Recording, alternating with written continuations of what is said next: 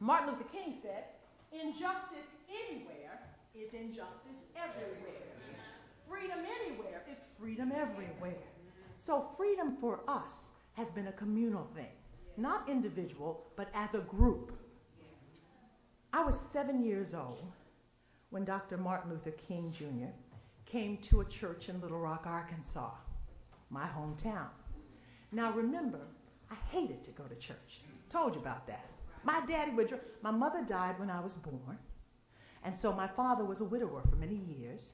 He let the church raise me before he remarried. So he would take me everywhere he went to church, because the church was a babysitter. That was the front row. So and I hated that because I went to more funerals by the time I was 12 than you've been to in your life. Because I was a preacher's kid, and that's where I went. I went to all the meetings, all the funerals, all the weddings, whatever the church was doing, that's where I was. And this particular Sunday afternoon, he took me to Arch Street Baptist Church in Little Rock, Arkansas. The King was coming. That's what I'd heard. The King was coming. So I just figured this must be Jesus. I couldn't figure out who it was. The church was packed. There must have been 600-700 people in this church. And my daddy put me up in the balcony, and he went down and sat where all the other preachers were. The room was electric. Electric. I was a little girl, but I remember the excitement of Dr. King coming across. Now, remember, this is in the 50s when Dr. King came to Little Rock. He was just coming off the successful Montgomery bus boycotts. He was just beginning. This was the beginning of the civil rights movement. He had had success in Montgomery, but didn't know what else to do. Wasn't sure which way the movement was going on, because this was very early. Dr. King had a choice to make at this point. And if you ever read one of the best books on Martin Luther King is called Pillars of Fire, and it's by Taylor Branch. And it really gets into the history of the civil rights movement. And Taylor Branch says that Dr. King's choice was to take the civil rights movement onward or to retreat into the comfort of the pulpit. Because you see what was going on. There was a movement that was afoot in the late 50s. There were young people who were demonstrating at Woolworth stores, at lunch counters. This movement was already beginning. They were calling Dr. King out to join them. This bus boycott had been successful. So God was setting something in motion. But Dr. King had a decision to make. The Baptist convention was saying, no, Dr. King, you need to stay in the pulpit. This is where you are best. You are a credible speaker. You are a wonderful orator. Stay in the pulpit. The young people were saying, no, Dr. King, you got to come out. You got to not just talk the talk. You got to walk the walk. You have to come out into the community. And so King had a decision, Taylor Branch said, between going out in the community where it was sure death or retreating to the comfort of the pulpit. He made his decision. He went out into the world. He took the risk, and the rest is history. I believe the modern day church faces much the same kind of question. This world is going through incredible changes right now, particularly in our communities.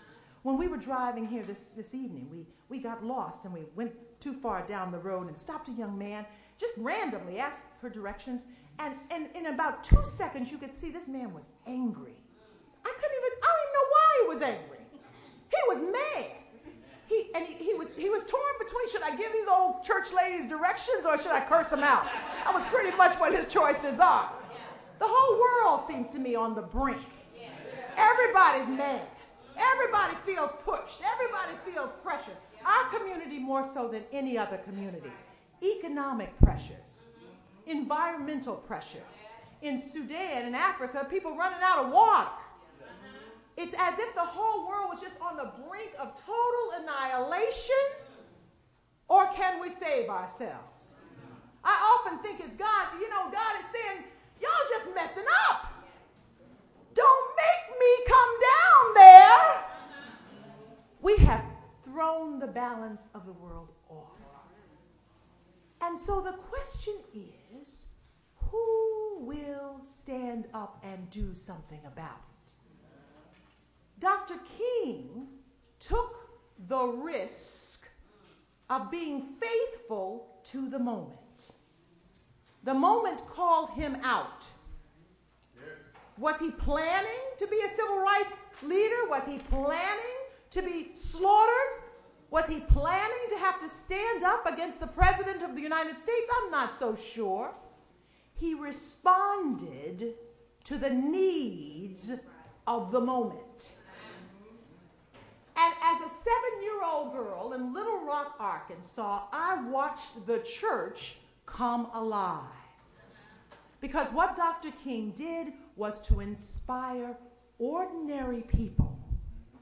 Mrs. Jones, the beautician down the street, and Mr. Smith, who worked at the post office, and my mother and my father, my stepmother and my father were all inspired to do extraordinary things. Dr. King said we can face back hoses and dogs and police and guns because we serve a God who is a God of freedom. And our time has come. It's time to be free. And before I'll be a slave, I'll be buried in my grave and going on to see God. I will be free. These times are no less treacherous. We have no fewer problems than we had then. Our communities face unbelievable crises.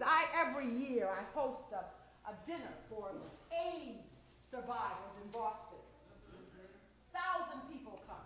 Thanksgiving dinner with the Boston Living Center.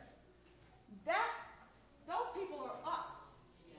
Y'all know who has AIDS? Us. Education. Those people who are slipping? Us. In Wisconsin right now, big battle over the union. Code word, break the union because they've taken too much of our health care and they're rampant and they're spending too much money. We got to break them. What they're not telling you is most state employees across the country, us. Us. We work for the government. We're not all ripping off the government. We are trying to survive. There is a battle waged out here right now. And whether you know it or not, you're a part of it. You are a part of it. There are code words, but you are a part of it. And the only institution, I believe, that can stand up to this battle is the church. It's the only institution that survives. When you sit in these pews, you're a part of history that is so profound, you will never know. This is our house. God set it up for us.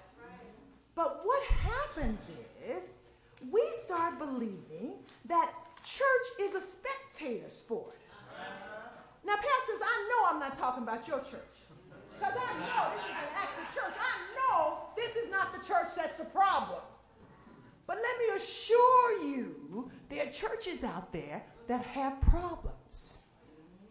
I believe the problem is that churches are full of unconverted people. You hear what I'm saying?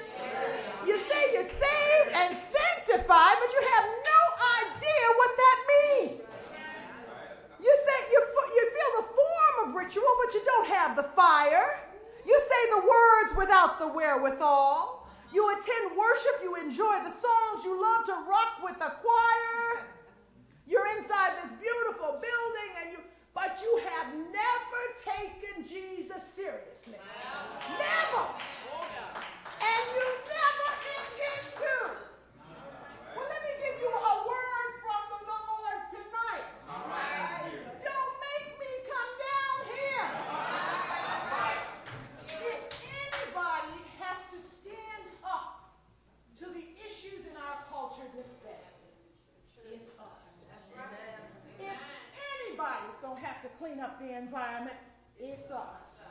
If anybody's going to tackle unemployment, if anybody's going to tackle the issues in education, if anybody's going to tackle homelessness,